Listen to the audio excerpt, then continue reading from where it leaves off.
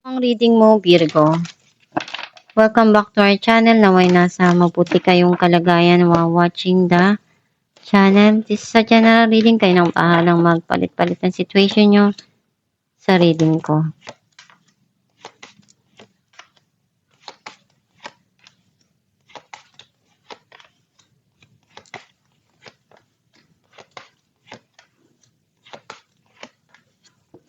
At the bottom of the deck, Wheel of Fortune.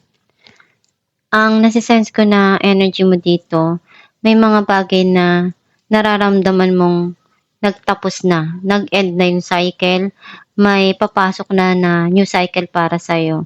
Which is andun yung masaya ka dahil nararamdaman mong mapayapa yung mga dumarating sa'yo. Ang mensahe ng card mo, nakikita ko dito na nagiging okay ka na. Some of you, iniisip mong lumipat ng lugar, ng tahanan, or may gusto ka ng kalimutan. Gagawin mo lahat ng makakaya mo para ma-achieve mo yung goal mo, yung mga pangarap mo. You manifest a lot of changes in your life. Some of you may travel. Nakikita ko na meron ka ditong sisimulan na bagong passion, pwedeng opportunity na darating sa'yo, trabaho, or relationship. Kailangan mong habaan yung pasensya mo, huwag magpadalos-dalos sa mga desisyon para hindi mo pagsisihan sa huli, ibalanse yung mga nangyayari at tumarating sa buhay mo. Meron ditong ibibigay sa'yo na matagal mo nang gustong-gusto, pwedeng hiniling mo, at hinihintay mo na to eh. May justice na ibibigay sa'yo, and clarity dun sa mga nangyari sa nakaraan.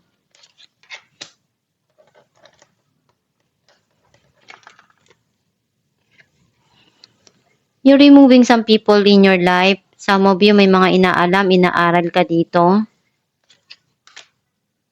Or you're spying someone. Clarify natin ang 6 of Swords.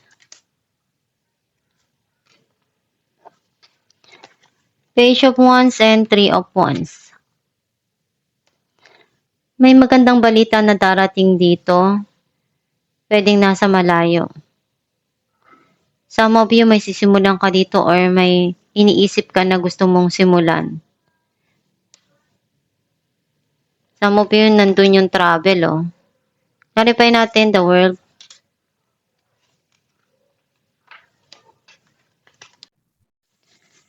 Page of Swords and 8 of Pentacles.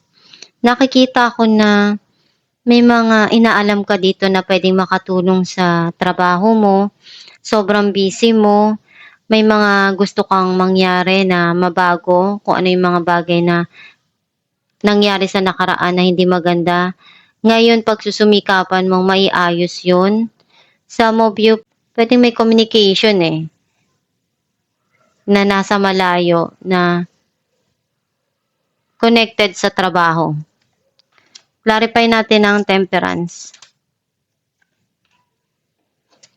Knight of Pentacles and Knight of Pentacles. Someone is coming and pwedeng tumulong sa'yo or pagkakakitaan mo. Kailangan mo lang na pagdesisyonan ko ano yung mga bagay na dumarating sa'yo. Clarify natin ang Justice.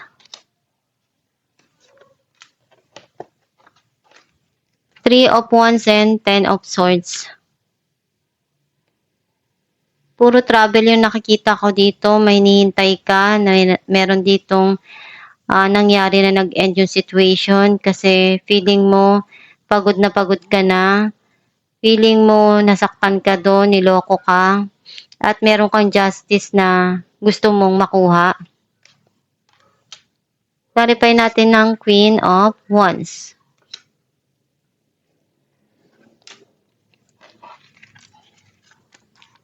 The Star and 9 of Cups.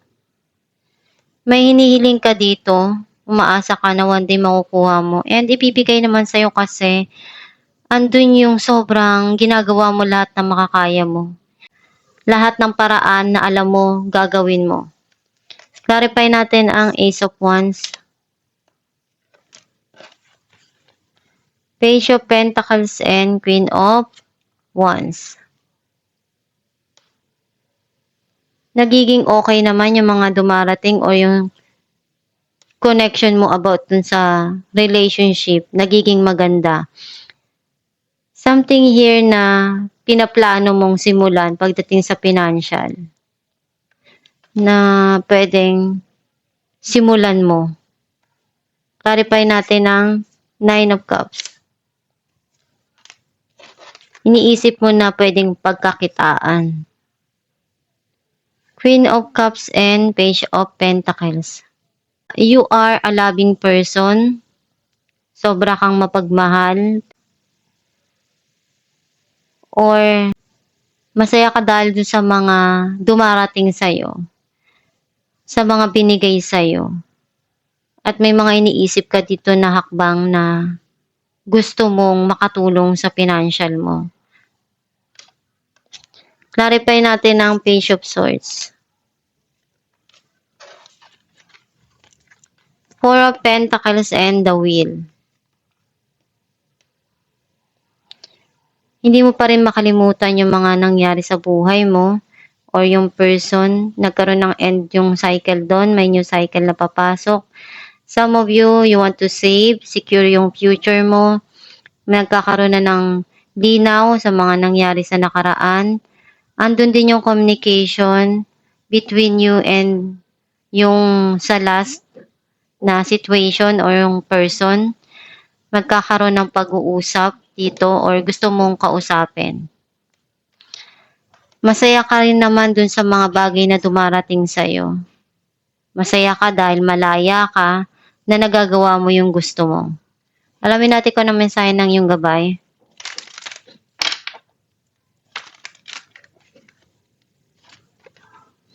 Perfect timing. Now is the perfect moment for you to act on your inspirations. The doors are open while you walk through them with us by your side. Don't delay or procrastinate, as all of the ingredients are ripe for your success. Everything and everyone is on your side, supporting your positive outcome. Ang mensahe ng iyong gabay na yung mga bagay na dumarating sa buhay natin, may tamang oras dyan. Kung ano yung dumarating sa'yo, gawin mo lang palagi yung best mo. Yung mga pangarap mo, huwag kang hihinto na maabot yun. Kung ano yung problemang dumarating sa'yo, isipin mong malalagpasan mo yun.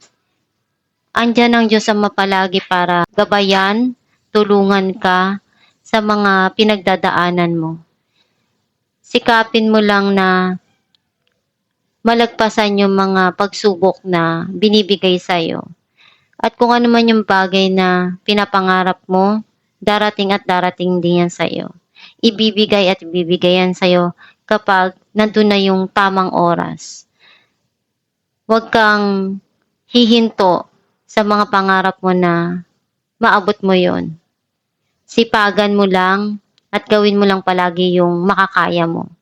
Magdasal ka lang palagi para matupad mo yung pangarap mo. Kasi mas maganda na yung connection mo kay God is malakas at matibay. Dahil isa iyon sa susi para mas lalo kang maging matatag doon sa mga pinagdadaanan mo sa buhay at yung motivation mo na maabot yung mga pangarap mo, isa yun din sa mga key para makuha mo kung ano yung para sa'yo. Huwag kang hihinto or susuko kahit ano pang pagsubok yung pagdaanan mo.